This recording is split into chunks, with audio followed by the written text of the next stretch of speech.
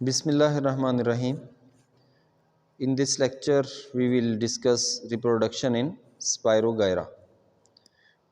जैसा कि आप जानते हैं कि इन प्रीवियस लेक्चर हमने स्पायरोगायरा का इंट्रोडक्शन डिस्कस किया था, क्लासिफिकेशन को डिस्कस किया था, distribution and occurrence of spirogyra को डिस्कस किया था, प्लांट बॉडी को डिस्कस किया था और उसके साथ साथ स्पायरोगायरा की सेल स्ट्रक्चर को हमने पढ़ा था। और इस लेक्चर के अंदर हम देखेंगे कि स्पायरोगायरा के अंदर रिप्रोडक्शन किस तरह की है, कितनी टाइप्स की है। तो स्पायरोगायरा जो है उसके अंदर 3 टाइप्स ऑफ रिप्रोडक्शन पाई जाती है।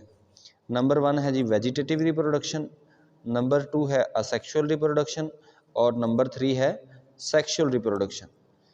वेजिटेटिव रिप्रोडक्शन जो है वो बाय मीन ऑफ फ्रेगमेंटेशन होती है। असेक्सुअल रिप्रोडक्शन जो है वो बाय मीन ऑफ एप्लेनोस्पोर्स एंड अकाइनिड्स होती है। और इसी तरह जो सेक्सुअल रिप्रोडक्शन है वो स्केलरी फॉर्म कॉन्जुगेशन के थ्रू होती है और लेटरल कॉन्जुगेशन के थ्रू होती है। तो हम सबसे पहले वेजिटेटिव रिप्रोडक्शन को स्टार्ट करते हैं। वेजिटेटिव रिप्रोडक्शन जो है वो बाय मीन ऑफ फ्रेगमेंटेशन होती है। लेट्स सी द एग्जांपल कि ये किस तरह से होती है। Fragmentation means what? फ्रेगमेंटेशन का मतलब क्या है? फ्रेगमेंटेशन क्या है कि कोई भी चीज़ है उसके काफ़ी सारे फ्रेगमेंट्स हो जाएं या टुकड़े हो जाएं या पीसीज हो जाएं, तो ये प्रोसेस जो है ये फ्रेगमेंटेशन कहलाता है। स्पायरोगायरा के एक फिलामेंट के अंदर हंड्रेड्स ऑफ सेल्स होते हैं। इस फिलामेंट के काफ़ी सारे टुकड़े हो जाना, एक फिलामेंट के काफ़ी सारे पीसीज हो जाना, it will be get into 1 cell structure, 2 cell structure and 3 cell structure.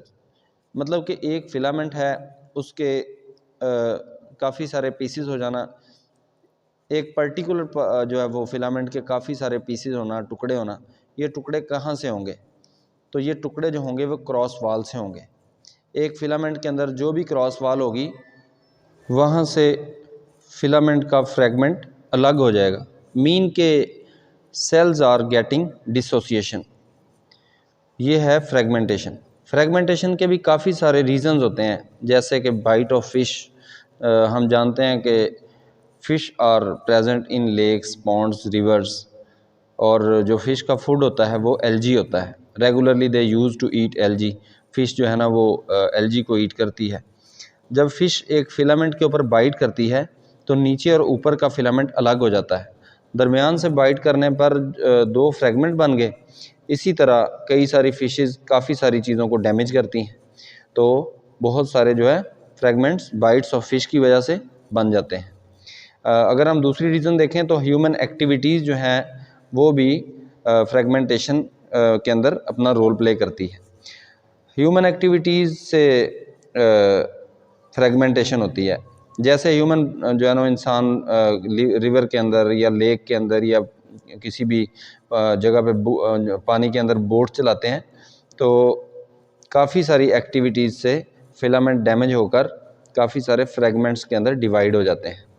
और इसी तरह चेंज इन इकोलॉजिकल फैक्टर्स की वजह से भी फ्रेगमेंटेशन होती है। वाटर की जो इकोलॉजिकल कंडीशन में चेंज होने से भी फिलामेंट्स जो हैं वो फ्रेगमेंट्स के अंदर कन्वर्ट होते हैं। और वो चेंजेस क्या हैं? One of the certain changes that is immediately increase in the temperature. किसी भी रीज़न से टेम्परेचर ऑफ वाटर का इंक्रीज़ होना ये एक फैक्टर है। और इसी तरह second factor is addition of acidic water के जो किसी भी लेक के अंदर, किसी पूल के अंदर, किसी पॉन्ड के अंदर जब किसी फैक्ट्री का पानी जो है वो ऐड हो रहा होता है, मिल रहा होता है, तो उस लेक, पॉन्ड के अंदर या किसी उस रिवर के अंदर एसिडिक वाटर जो है वो इंक्रीज़ हो जाता है। उससे क्या होता है? उससे ये होता है कि सेंटर में जो मिडल लैमिला है वो डिज़ॉल्व हो जाएगा। मीन के सेल्स जो हैं वो सेल्स के जो सेंटर के अंदर मिडल लैमिला प्रेजेंट होता है वो डिज़ॉल्व हो जाएगा, वो ख़त्म हो जाएगा। इस वजह से फिलामेंट के अंदर जितने भी सेल्स हैं वो सब सेपरेट हो जाते हैं। और इसी तरह एसिडिक वाटर की जो है वो एडिशन से फ्रेगमेंटेशन हो जाएगी। प्रीवियस लेक्चर के अंदर हमने देखा था one single cell is wide capable to carry on all the metabolic activity, कि एक सिंगल सेल जो है वो मेटाबॉलिक एक्टिविटी परफॉर्म कर सकता है। ये लाजमी नहीं है कि एक पूरा सेल पूरा फिलामेंट एक साथ हो तो ही वो एक्टिविटीज़ को परफॉर्म करेगा, अपनी एक्टिविटीज़ करेगा, बल्कि each and every cell can carry on metabolic activities. हर सेल जो है वो मेटाबॉलिक एक्टिविटीज़ को परफॉर्म कर सकता है। यहाँ पर फॉर एग्ज़ाम्पल एक फिलामेंट के अंदर हमारे पास 100 सेल्स थे और वो सब सेपरेट हो गए। तो जब वो सेपरेट होंगे तो जो हर सेल है, ईच सेल जो है वो एक्टिविटीज़ को परफॉर्म करना शुरू कर देगा सेपरेटली। वो खुद से अलग एक सेल एक्टिविटीज़ को, मेटाबॉलिक एक्टिविटीज़ को परफॉर्म करेगा और it will undergo mitotic division. वो माइटोसिस के प्रोसेस में से गुजरकर एक सेल से 2, 2 से 4, 4 से 8 सेल बनाना स्टार्ट कर देता है। इस तरह से माइटोटिक डिवीजन करके कई सारे फिलामेंट्स बन जाते हैं। हम समझ सकते हैं कि एक फिलामेंट से कितने नए फिलामेंट बन जाते हैं। Through mitotic division hundreds of new filaments are developed from a single filament. ये है जी वेजिटेटिव रिप्रोडक्शन इन स्पायरोगैरा, और इसको हम फ्रेगमेंटेशन भी बोलते हैं। सेकंड जो हमारे पास रिप्रोडक्शन का मेथड है वो है asexual reproduction. In asexual reproduction formation of 2 different types of spores. Number 1 aplanospore, number 2 akinetes. Asexual reproduction के अंदर 2 डिफरेंट टाइप के स्पोर्स बनते हैं, जिनमें से पहला एप्लेनोस्पोर है और second type of spores are called akinetes. ऐसा भी बोला जाता है कि आउट ऑफ 289 डिफरेंट स्पीशीज़ जो कि वर्ल्ड वाइड हैं, उनमें से सिर्फ 8 स्पीशीज़ ही ऐसी हैं जिनमें प्लेनोस्पोर्स बनते हैं। बाकी जितनी भी स्पीशीज़ हैं वो सिर्फ उनके अंदर वेजिटेटिव रिप्रोडक्शन होती है और सेक्सुअल रिप्रोडक्शन होती है। मीन या तो by mean of fragmentation reproduction होगी, या फिर स्केलरी फॉर्म कॉन्जुगेशन के थ्रू रिप्रोडक्शन होगी, या फिर लिटरल कॉन्जुगेशन के थ्रू रिप्रोडक्शन होगी। सिर्फ 8 स्पीशीज़ ऐसी हैं जिनमें प्लेनोस्पोर्स की फार्मेशन होती है। अब हम देखते हैं कि प्लेनोस्पोर्स की फार्मेशन कैसे होती है। जहाँ पे सेक्सुअली 2 फिलामेंट की कोई इन्वॉल्वमेंट नहीं होती है, प्लेनोस्पोर्स वहाँ पे डेवलप होते हैं। Only a single thing will develop the spore. एक चीज़ जो है वो स्पोर को डेवलप करेगी। सेक्सुअल में जो है सेक्सुअल रिप्रोडक्शन के अंदर क्या होता है कि जू स्पोर की फॉर्मेशन होती है, 2 चीज़ों की फ्यूजन के थ्रू जू स्पोर बनता है, लेकिन यहाँ पे ऐसा कुछ नहीं है। एक सिंगल सेल अपने आप को स्पोर में कन्वर्ट कर लेता है। हम देखते हैं कि ये कैसे करता है। सपोज के एक फिलामेंट है, तो जैसे ही अनफेवरेबल कंडीशन आएगी स्पोर फार्मेशन स्टार्ट हो जाएगी। जब कंडीशन फेवरेबल होगी तब वेजिटेटिव रिप्रोडक्शन होगी, लेकिन असेक्सुअल रिप्रोडक्शन तब होती है जब कंडीशन अनफेवरेबल होती है। जैसे ही अनफेवरेबल कंडीशन होती है तो फिलामेंट के अंदर मौजूद जितने भी सेल्स हैं they will remove excess amount of water. वो अपने अंदर का excess amount of water remove कर देते हैं, और जितना भी साइटोप्लाज्मिक मटेरियल है वो डेंसली कॉन्ट्रैक्ट हो जाता है, वो सिकुड़ जाता है, वो एक जगह के ऊपर वो क्लस्टर की तरह का बंच बना लेता है, गुच्छे की सूरत इख्तियार कर लेता है। फिलामेंट के अंदर जितने भी सेल्स हैं उन सब में ऐसे ही बंचेस बन जाते हैं। अब ये बंचेस, उनके अंदर जो एंजाइम्स हैं वो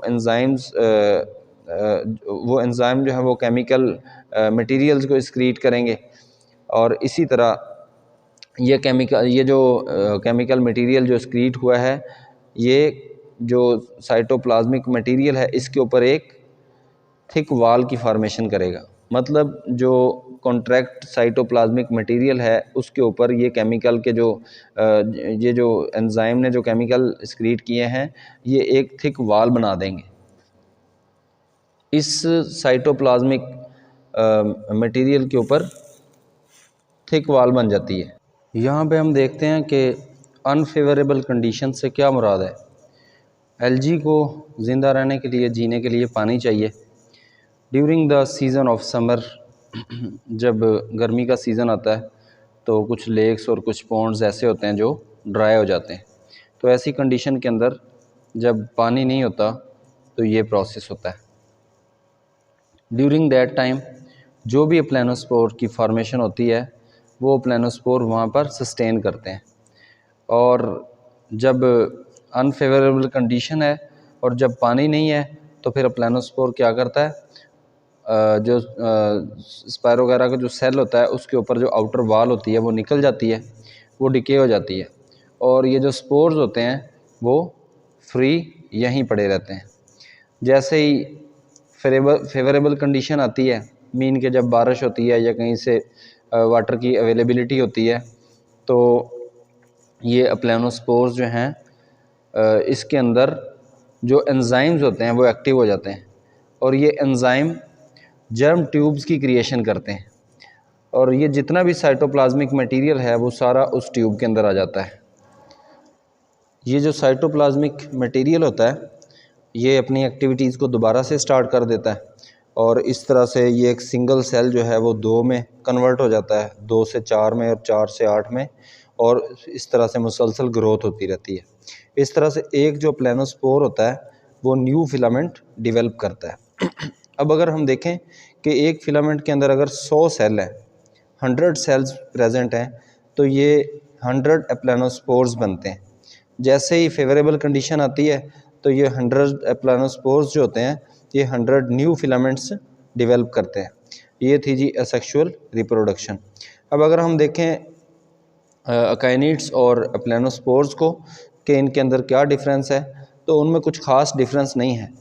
सिर्फ इतना डिफरेंस है कि जो अकाइनिड्स हैं, अकाइनिड्स के अंदर जो साइटोप्लाज्मिक मटेरियल है उसके ऊपर जो वाल बनती है वो थिक होती है, थोड़ी सी ज़्यादा थिक होती है एज़ कम्पेयर टू अप्लेनोस्पोर। मीन के जो अकाइनिड्स के ऊपर साइटोप्लाज्मिक वाल बनती है, साइटोप्लाज्मिक मटेरियल के ऊपर जो वाल बनती है वो एज़ कम्पेयर टू अप्लेनोस्पोर थिक होती है। इसी तरह अगर हम देखें तो अकाइनिड्स के अंदर more amount of starch present होता है, मतलब कि अकाइनिड्स के अंदर नंबर 1 तो जो उसके ऊपर वाल बनती है वो प्लेनोस्पोर से थिक होती है, और दूसरा उसके अंदर जो स्टार्च होता है उसकी अमाउंट प्लेनोस्पोर से ज़्यादा होती है। इसके अलावा कोई डिफरेंस नहीं है। ये 2 डिफरेंस हैं। हमने वेजिटेटिव रिप्रोडक्शन को पढ़ा, सेक्सुअल रिप्रोडक्शन को इस वीडियो के अंदर देखा, सेक्सुअल रिप्रोडक्शन को हम नेक्स्ट वीडियो के अंदर देखेंगे। Thank you so much.